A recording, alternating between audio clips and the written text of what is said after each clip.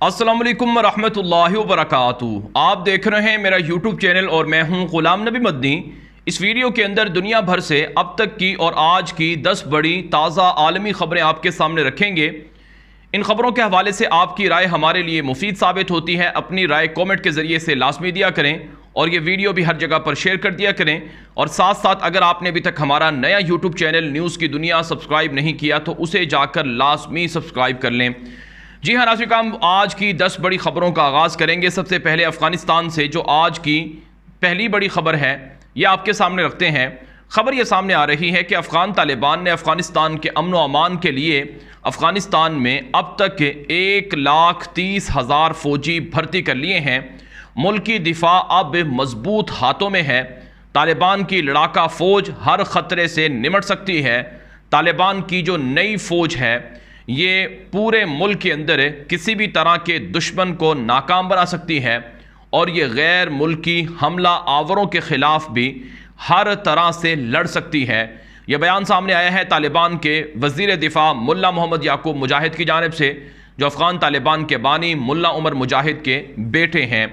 नाज़रीन, अफ़गानिस्तान के अंदर जो तालिबान की नई फ़ौज भर्ती हुई है इसमें ज़्यादातर नौजवान हैं और ये इस फ़ौज के हवाले से कहा जाता है कि इस फ़ौज में दुनिया के अंदर ये वाहिद ऐसी फ़ौज है जिसमें सबसे ज़्यादा हुफ़ाज़ किराम है जो कुरान पाक हिफ्ज़ करने वाले हैं।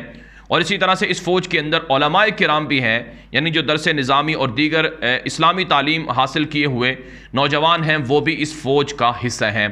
तो ये एक इस्लामी निज़ाम को डिफेंड करने वाली फ़ौज है और ये अफ़गानिस्तान के अंदर तालिबान की इस्लामी इमारत के लिए एक मजबूत सतून भी है। और अफ़गान तालिबान कहते हैं कि मुल्क के अंदर खाना जंगी, बदअमनी, फसादात और किसी भी तरह की साजिश का ये फ़ौज भरपूर तरीके से मुकाबला कर सकती है।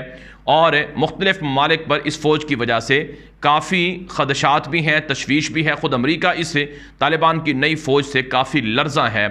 बहरहाल जो आज की दूसरी बड़ी ख़बर है ये भी अफ़गानिस्तान के हवाले से है। अफ़गान तालिबान ने साबिक़ अफ़गान सदर हामिद करज़ई को बैरून मुल्क सफ़र करने से रोक दिए हैं और इस हवाले से रिपोर्ट सामने आ रही हैं कि हामिद करज़ई मुत्तहिदा अरब इमारात जाना चाह रहे थे ताकि वहाँ पर जो बादशाह फोत हुए हैं उनकी ताज़ियत कर सकें, लेकिन तालिबान ने इसकी इजाज़त नहीं दी है और इस हवाले से तालिबान ने कुछ बयान भी जारी नहीं किया है। दूसरी तरफ नाज़रीन, ख़बरें ये हैं कि तालिबान पर जो पाबंदियाँ हैं अक़वाम मुत्तहिदा पर, इस पर एक मरतबा फिर अक़वाम मुत्तहिदा के अंदर सलामती कौंसिल में इस पर एक मरतबा फिर बहस हो रही है और इन मुस्तकिल पाबंदियों को ख़त्म करने का तालिबान ने मुतालबा किया है, जबकि अमरीका चाह रहा है कि तालिबान पर अब भी ये पाबंदियाँ बरकरार रखी जाएँ और तालिबान के जो लीडर ट्रेवल करते हैं उनको इसकी जद में लाया जाए। और अमरीका तालिबान की हुकूमत को तस्लीम भी नहीं कर रहा है। नाज़रीन, जो आज की तीसरी बड़ी ख़बर है ये पाकिस्तान से है। पाकिस्तान के अंदर जो नई इम्पोर्टेड हुकूमत आई है इसके आने के बाद मुल्क दिवालिया होने के करीब है। पाकिस्तान के अंदर जो इन्वेस्टर्स थे वो अपना सरमाया निकाल रहे हैं। पाकिस्तान के अंदर महंगाई उरूज पर जा पहुंची है और पाकिस्तान के अंदर डॉलर बढ़ता जा रहा है, रुपया डीवैल्यू हो चुका है और अवाम अमरीकी साजिश से मुसल्लत करदा इस हुकूमत के ख़िलाफ़ हो चुकी है। एक अफसोसनाक खबर यह है कि चीन ने पाकिस्तान में 5 कन्फ्यूशियस सेंटर्स को बंद कर दिया है। दहशत गर्दी का ख़तरे की वजह से चीन के जो शहरी हैं वो पाकिस्तान छोड़कर जा रहे हैं और चाइना नाराज़ भी है। अगर पाकिस्तान के रिज़र्व में 4 अरब डॉलर जो चीन के हैं वो निकाल दिए जाएँ तो फिर पाकिस्तान बआसानी दिवालिया हो सकता है। और इसी तरह से रिपोर्ट तो ये भी हैं कि सी पैक अथॉरिटी को भी ख़त्म किया जा रहा है और साथ साथ गवादर के अंदर जो चीनी बड़ी बड़ी कंपनियां थीं वो भी अपना सरमाया निकाल रही हैं। तो अमरीकी साजिश के खौफनाक नताइज आना शुरू हो चुके हैं। अगर ये हुकूमत मज़ीद कुछ अर्सा रही तो पाकिस्तान को बड़ी तबाही देखना पड़ेगी। नाज़रीन, जो आज की चौथी बड़ी ख़बर है ये भी पाकिस्तान से है। पाकिस्तान का इलाका पेशावर है, केपी का इलाका है ये, जहाँ पर सिख रहनुमाओं पर, सिख शहरियों पर हमला हुआ है। 2 सिखों को टारगेट किलिंग के अंदर कत्ल कर दिया गया है। इतलात ये सामने आ रही हैं कि इस वाक़े की जो ज़िम्मेदारी है वो दाइश के दहशत गर्दों ने कबूल की है। नाज़रीन काम आप जानते हैं पाकिस्तान के अंदर जो दाइश के दहशतगर्द हैं वो इससे पहले भी कार्रवाइयाँ करने की साजिशें करते रहे हैं। और इसी तरह से जो TTP कलदम TTP है जो अफ़गानिस्तान के अंदर और दीगर जगहों पर रुपोश है, उसकी भी कार्रवाइयाँ सामने आती रही हैं। दहशतगर्दी की एक नई लहर पाकिस्तान के अंदर आई है जिसके ख़िलाफ़ पाकिस्तान की सिक्योरिटी के इदारों को मज़ीद कार्रवाइयाँ करके निमटना होगा। बारह जो आज की 5वीं बड़ी खबर है ये रूस और यूक्रेन की जंग के हवाले से है। रूस और यूक्रेन के दरमियान जंग का 3 महीने मुकम्मल होने वाले हैं और रूसी फ़ौजें यूक्रेन के शहरों पर हमला आवर हैं, लेकिन यूक्रेन दावा करता है कि हम भी ये जंग जीत रहे हैं। जो नेटो के सरबराह हैं स्टोलनबर्ग, उनकी जानिब से बयान सामने आया है कि यूक्रेन रूस के ख़िलाफ़ जंग जीत सकता है और हम इस सिलसिले में मदद करेंगे। अमेरिका ने, यूरोप ने, नेटो ने मज़ीद असलहा यूक्रेन को दे दिया है और मज़ीद असलहा भेजा भी जा रहा है। इस हवाले से रूस ने कहा है कि ये सरासर हमारे साथ ऐलान जंग है, हम इसका बदला यूरोप से ज़रूर लेंगे और यूरोप के कई बड़े शहर हमारे मिसाइलों के निशानों पर हैं।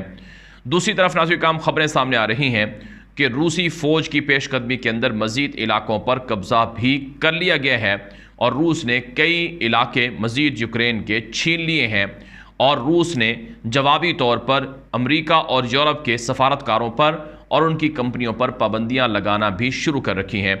नाज़रीन जो आज की छठी बड़ी खबर है ये भारत से है। भारत के वज़ीर आज़म नरेंद्र मोदी नेपाल का दौरा कर रहे हैं। नेपाल के साथ ताल्लुकात बहाली का ऐलान भी कर दिया गया है।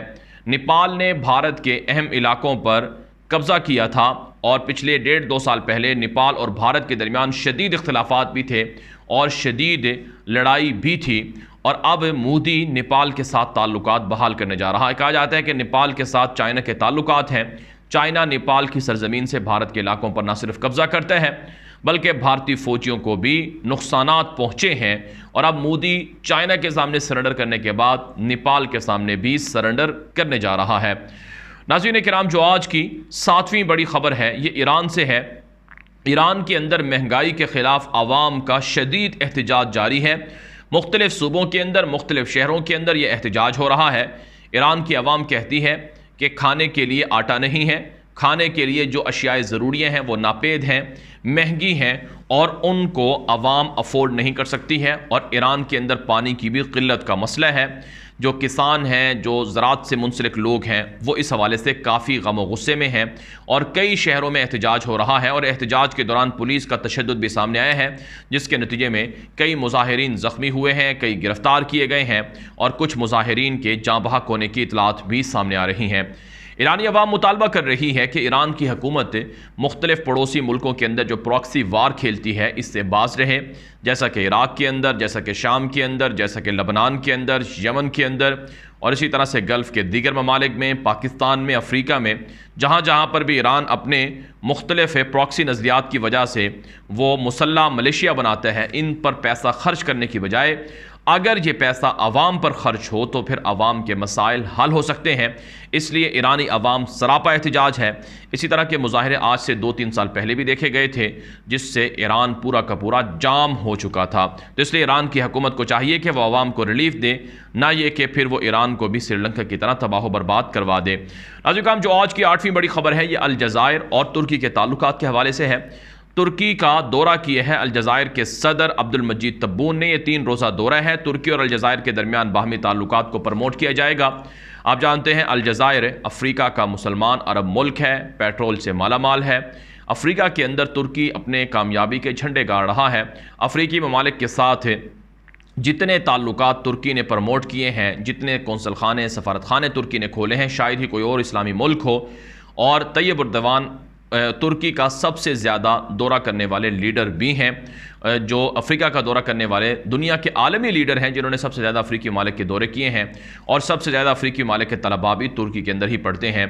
तो अच्छी बात है, इस्लामी जो ममालिक हैं अफ्रीका के अंदर उनके साथ तुर्की ताल्लुकात प्रमोट कर रहा है।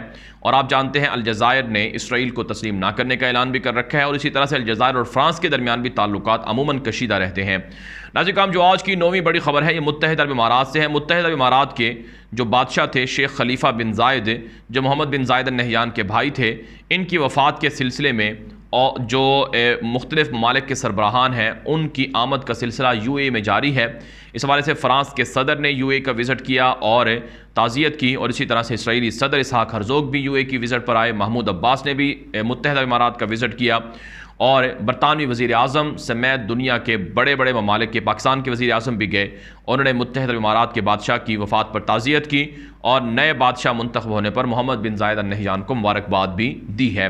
नाज़रीन जो आज की 10वीं बड़ी खबर है ये ईरान से है। ईरान और अमेरिका के बाहमी ताल्लुकात के हवाले से ईरान ने कहा कि हम जोहरी डील चाहते हैं लेकिन हमें दुश्मन पर एतबार नहीं है।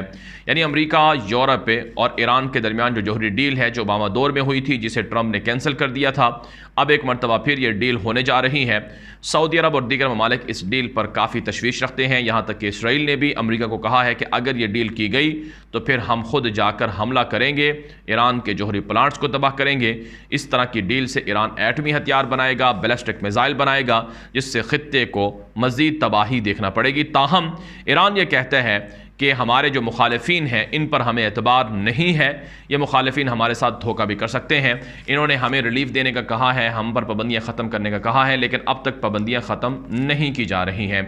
बहरहाल काम दुनिया भर से ये थी अब तक की 10 बड़ी और इंतहाई और ताज़ा खबरें जो आपके सामने रखी गई हैं। इस हवाले से जो आपकी राय है वो हमारे लिए अहम होती है। अपनी राय लाजमी दें और हमारा नया यूट्यूब चैनल न्यूज़ की दुनिया अगर सब्सक्राइब नहीं कर रखा तो उसे जाकर लास्ट में सब्सक्राइब कर लें। अब तक के लिए इतना ही इजाज़त दीजिए। अस्सलामु अलैकुम वरहमतुल्लाहि वबरकातुहू।